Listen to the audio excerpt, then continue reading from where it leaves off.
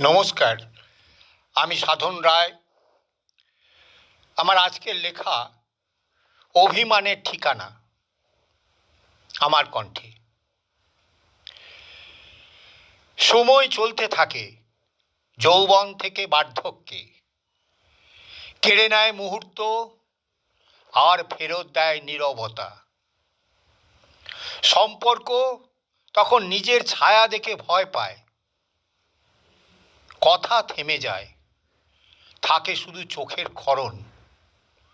ভালোবাসা অনুচ্চারিত, অথচ তার ভার আজও বহন করি।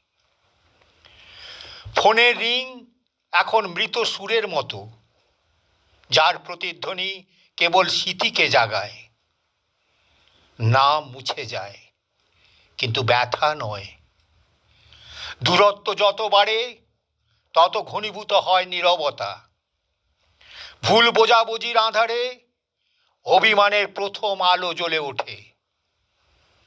প্রিয়জনের কাছে অচানা হয়ে যাওয়া এক অদ্ভুত অস্তিত্বের পাঠ। মন তখন নিজের ভেতরেই আশ্রয় খোঁজে।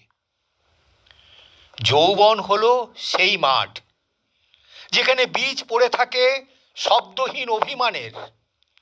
বার্ধক্যে তার ফল হয় কখনো মধুর, কখনো বিষাক্ত।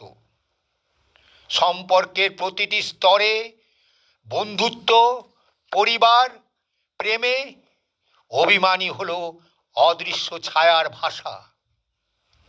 দিনের শেষে এই ঠিকানায় আসে সব স্মৃতি, যেগুলো আলোতে নয় অন্ধকারে কাঁদে।